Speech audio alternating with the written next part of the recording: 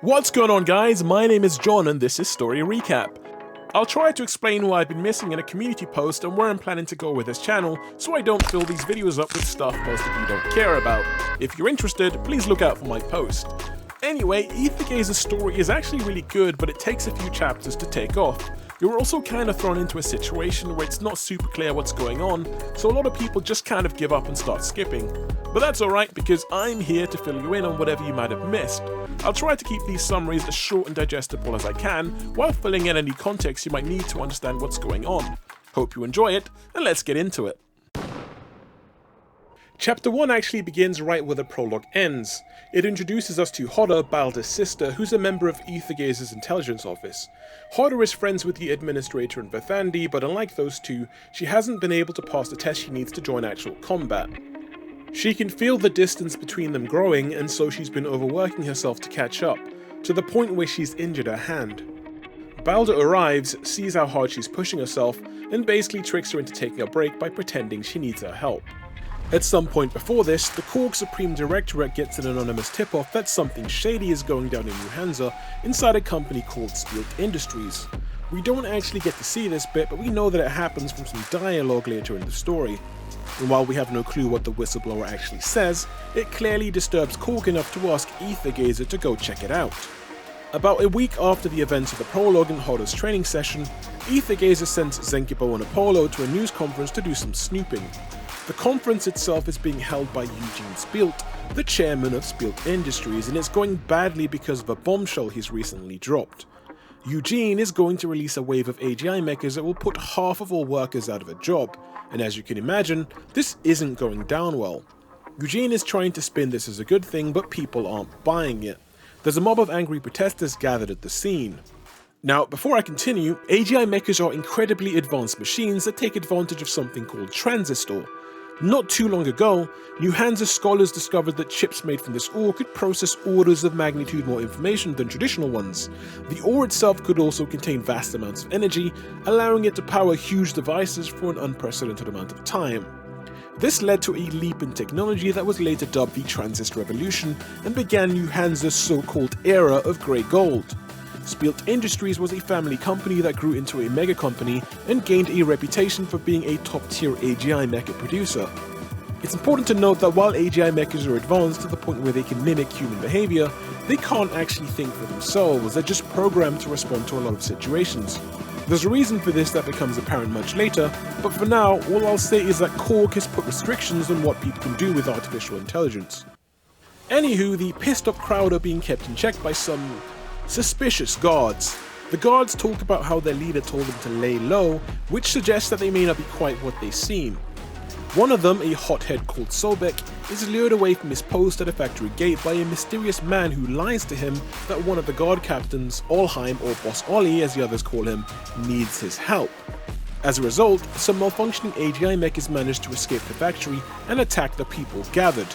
Zenkibo and Apollo, who are in the crowd, help the guards defeat them. The two modifiers try to bring one of the mechas back to Aether HQ for investigation, but the guards aren't having it.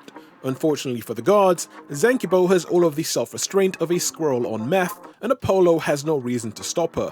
The two wipe the floor with the guards and leave with the mecha anyway. They return it to Aether where it's passed on to the cryptics. After some coaxing by Shu, the temperamental genius Ukuni Nushi takes it apart and makes a frightening discovery.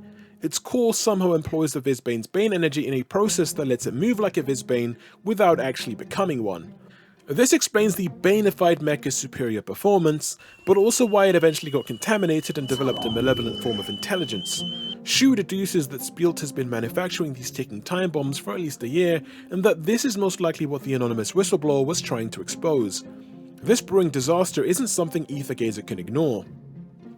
Now, a little before this, we get a brief update on these suspicious guards from earlier. They're running low on food because they've captured a prisoner and they've been feeding her non-stop to shut her up. They suspect she's a spy, but the prisoner, a girl called Asura, claims she was simply in hiding. She won a boxing championship and a gang boss sent men after her to get the prize money back. She claims the reason the guards took her down so easily is that she was hungry and also distracted by the scent of something she once hunted. While she's clearly talking about Vizbanes, she doesn't seem to know what they are. Olheim doesn't believe a word of what she's saying, but he doesn't think she's a spy anymore. He just thinks she's a paranoid idiot.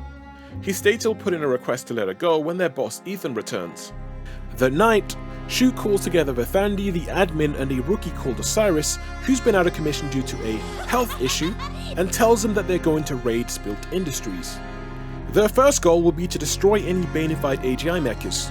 The last thing the world needs right now is murder robots fueled by a power that can wipe people from the cycle of reincarnation, not to mention that Bane energy in large enough quantities will attract Vizbanes. The second goal, which actually comes at the request of the Korg Supreme Directorate, is to capture Eugene Spielt and bring him back for interrogation if they happen to run into him. They have sufficient reason to believe that he hasn't left yet. Since Spilt Industrial Park is an enormous region with many big factories, everybody has to cover different areas. Zenkibo and Apollo are part of the Thunder Squad. They've already combed through Factory 1 and 4 and found nothing but ordinary AGI mechas, and so they're on the way to check out Factory 2. Shu, Vethandi, and Osiris make up the Overture Squad. They're going to search Factory 3, which just so happens to be the building that's most suspicious. Because Balder's specialty is infiltration, Shu has actually asked her to enter Factory 3 ahead of them. She'll be moving independently and taking a sneakier route with the goal of gathering information. Last but not least, the admin will use the Meme system to support everyone and serve as battle commander. The mission commences. Balder sneaks in by disguising herself as a guard and knocks another guard out. When she checks his belongings, she discovers that these guys aren't from a real security force at all. They're actually members of a criminal organization called the Children of Iron.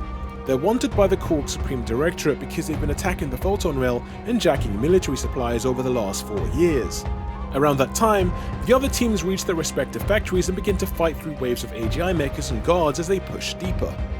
Elsewhere, Spilt's chief engineer, an old man called Jolin Lyer, is confronted by a furious Eugene Spielt. Eugene grabs him by the collar and almost chokes him out. This is because Eugene has just found out that it was Jolin who lured the guards away from their posts, allowing the mechas to escape and attack the crowd. It was also Jolin who convinced Eugene to hold the news conference in the first place, which set the stage for all of this drama to happen.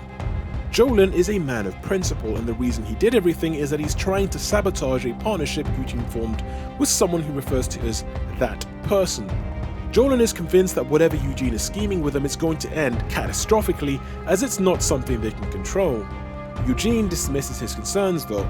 He believes that without this partnership, Spielt would have been finished after a certain disaster that happened 3 years ago.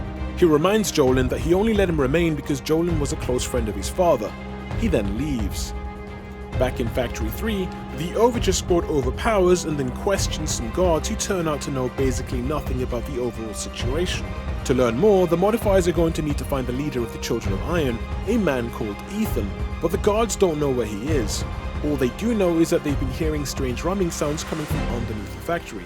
Before they can learn much more, they're confronted by an outraged guard captain who's seen his men lying on the ground.